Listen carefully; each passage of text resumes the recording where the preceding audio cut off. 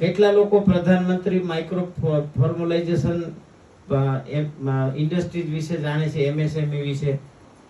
કોઈ નથી જાણતા. પીજીએમઈ એના વિશે કેટલા લોકો જાણે છે? વિલેજ ઇન્ડસ્ટ્રીઝ વિશે કેટલા લોકો જાણે છે? કોઈ નથી જાણતા.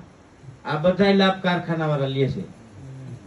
અટાણે કોઈ સિંગદાણા કારખાનું કરે ને 10 કરોડનું, તો એમાં 30% સબસિડી છે.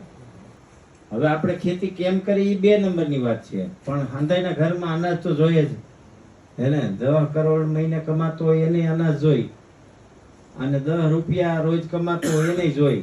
ભલે એ માગીને ખાતો હોય કે કચરામાંથી વીણીને ખાતો હોય, પણ ખાધા વિના જગતમાં જન્મે એટલે એને ખાવા જોઈએ. એના વિના કોઈને હાલવાનું નથી. હવે કેવું ખાય છે એ પછીની વાત છે, પણ ખાવા જોઈએ. અને ખાવાનું ક્યાં થાય? કોઈના કબાટમાં કે ફ્રીજમાં થાય? કોઈના કમ્પ્યુટરમાં થાય? એના માટે તો ખેતર જ જોઈને. અને પણ આપણી તકલીફ શું છે કે આપણી પાસે જે કળા ને કૌશલ છે એને આપણે કોઈથી ઉજાગર નથી કરતા, કે એને આપણે પ્રેઝન્ટ નથી કરતા. એમ આપણો છોકરો ખેતી કરતો હોય તો આપણે શરમાય, બોલતા શરમાય. એ આપણો દુર્ગુણ છે. શું છે? દુર્ગુણ છે. એમ આપણે તો સાતી કાઢીને કેવું જોઈએ કે મારો છોકરો ખેતી કરે છે. એમ તમારા ડોહા અમારા છોકરા ખેતી નહીં કરે, તમારા આમાં ખાહે હું? મશીનમાં બનવાનું કે ખાવાનું શહેરમાં રહીએ ને? આ ખેતી કરીએ આપણા છોકરાને, આપણે ખેતી કરી તો જ એને ખાવાનું મળશે, એ તો નક્કી છે. બોલો, આપણી પાસેથી મરસાલી હરાજીમાં અને ઓલા હબોડિયા મશીનમાં ધરી નાખે, અને પછી એનો ફોટો ચોંટાડી દે એટલે એ મરસા હોનારા થઈ જાય કે મારી ચટણી જેવી બીજાની ચટણી ન થાય. તારી ડોહી ઉગી તો અમારી વાડીમાં કે બીજે ક્યાંય? હે? તો ઈ વાડીમાં નથી ઉગાડતો. હળદર મરચું ને મસાલા વેચવા વાળો આપણી પાસેથી લે છે, અને એની પાસે જાય એટલે એવું માર્કેટિંગ કરે, એવું માર્કેટિંગ કરે કે 60 રૂપિયાની ચટણી 350 વેચી આવે. ઈ ઓલાની સામે એટલા બધા વખાણ કરે કે ઓલાને લેવી જ પડે. એમ સમજાય મારી વાત? આપણી પાસે હોના જેવી વસ્તુ હોય, પણ આપણે એના વખાણ કરતા આવડતા નથી. એ આપણી નબળી કડી છે, કે નબળો પોઈન્ટ છે, કે નબળો વિચાર છે, એમ કેવું હોય તો કહેવાય. એમ અને ઈ જ આપણને નડે છે. પણ અહીંયા આપણી અમુક એવી નબળાઈ છે કે ઘઉં ખેતરમાં વાવ્યા હોય તો માંડ પાણી વારવા જતા હોય, એકાદી વાર વાંકા વળી જાય તો મોડું થઈ ગયું હોય પાણ પાવામાં. પછી ગમે એ પાક વાવી તો એના નિયમ હોય. અમુક પાકને પહેલા પાણી ઝાઝું દેવાનું, અમુક પાકને છેલ્લે પાણી ઝાઝું દેવાનું.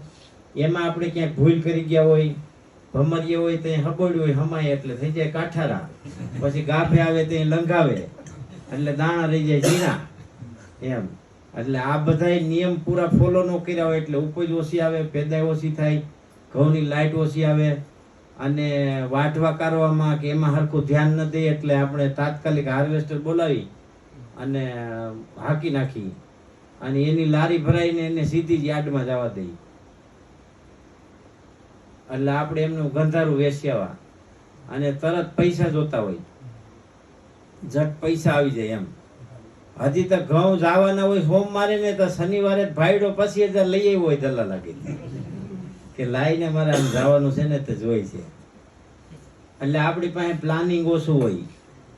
થોડુંક પ્લાનિંગ કરવું જોઈએ. વાવતા પહેલા પ્લાનિંગ કરવું જોઈએ કે આને આપણે ક્યાં વેચ્યું, કેવા ભાવથી વેચ્યું, અને કેવી રીતે વેચ્યું, અને કેટલું વળતર મળશે, આનો માર્કેટમાં શું ભાવ આલે છે.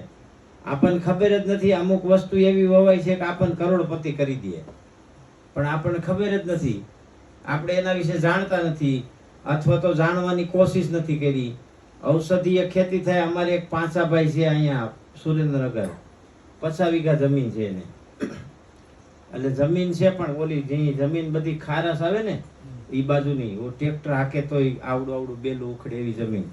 તે એને ઉપજ કઈ આવે નહીં. આમ ચોમાહાની પાણી ભરાઈ જાય, દિવાળી જાહેર બહાર વાવે અને આખું ઘર એમાં ને એમાં મથે રાખે. પછી એકવાર અહીંયા આવ્યા ને ભેગા થયા ને બધી વાત થઈ ને મને કે મારે કંઈક કરવું છે. એમ તો મેં કીધું કંઈક કરો બીજું હું. તો જીવંતી વાવી દો મેં કીધું 5 વીઘાની. તો કે કેમ થાય? મેં કીધું જો તમારે કરવું પડે, હું તો ખાલી સલાહ દઉં. તે એને જીવંતી વાવી. પછી 1 વર્ષ નો વેસાણી. એને છે ને વાઢવાની હોય, વાઢીને પછી હુકવવાની અને હુકવીને પછી વેચવાની. તો એક વાર ન વેચાણી એટલે અમે એની પાસેથી 75 રૂપિયા કિલો લીધી. પછી એનો વિડીયો અમે ફેસબુકમાં ને એમાં નાખ્યો અને થોડુંક હાલ્યું. પછી હરવે બીજા લોકો એનો કોન્ટેક્ટ કરે, ફોન નંબર ને બધું નાખ્યું હતું. તો અટાણે એની પાસે આ ચોથું વર્ષ છે. અટાણે એની પાસે કંપની વાળા લેવા આવે છે અને 250 રૂપિયાની કિલો અને વીઘે 1000 કિલો થાય. બરોબર? કેટલાનો વીઘો થાય? ફટાફટ કે એનો પહેલો નંબર 2.5 લાખનો વીઘો થાય. બરોબર ને? તે હમણાં 2-3 દી પહેલા ફોન મેં કર્યો તો, મારે ગાંધીનગર જવું તે નેશનલ મેડિસિનલ પ્લાન્ટ બોર્ડનો કાર્યક્રમ હતો એમાં. તો મેં કીધું તમે આવજો એમ, એટલે હજી તમને કંઈક જાણવાનું મળે. તો મને કે હવે મારા દીકરા છોકરા ઉઠતા નથી, 9 વાગ્યા લગી ઉતારીએ છે. મેં કીધું આ તો નવો ડેરો કર્યો.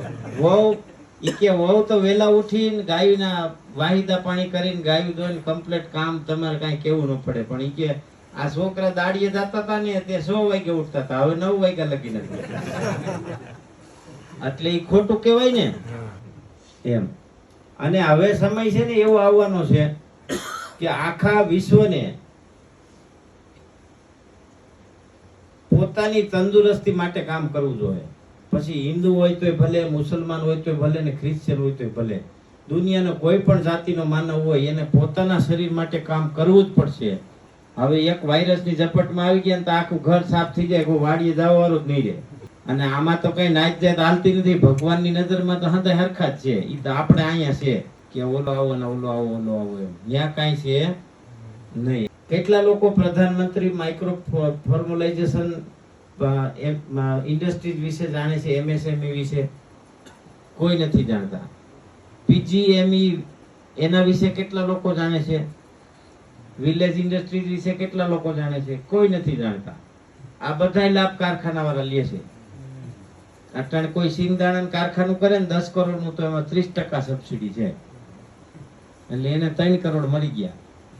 આપણે 3 કરોડ 3 પેઢીમાં મેળ ન થાય. પણ આપણે એ કરતા નથી.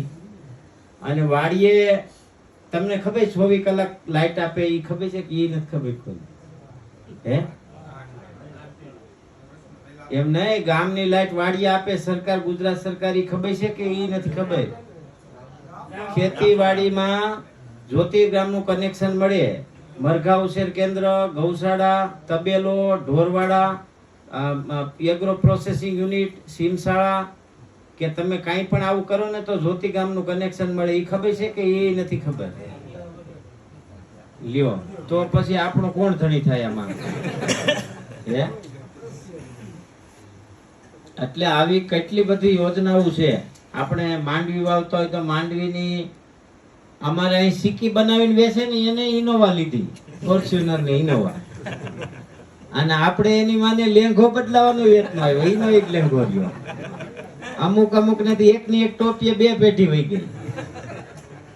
અને ગામમાં કોઈક દવાની દુકાન કરે તો 8 મહિના નો થાય તો વેગેનર લઈ આવે કે ખોટી વાત છે? ખાસી વાત છે. હે? તો આપણે એટલું તો સમજવું જોઈએ ને કે હવે આમાં કઈક છે તો ખરું રહસ્ય એમ. કે કોક એગ્રો ખોલે તો પહેલી વાર એગ્રો ખોલ્યો હોય ને બધે બાકીમાં દવા લાવતો હોય અને હાથે પગે લાગતો હોય કંપની વાળાને કે હું આપી દઈશ, એડવાન્સ ચેક દઈ દઈશ, આમ દઈ દઈશ, તેમ દઈ દઈશ, એવું કરીને લાવતો હોય. એ 3 વર્ષમાં ફોર્ચ્યુનર લઈને ફરતો હોય. તો એમાં કઈક મળતું હોય છે તો હોય છે ને.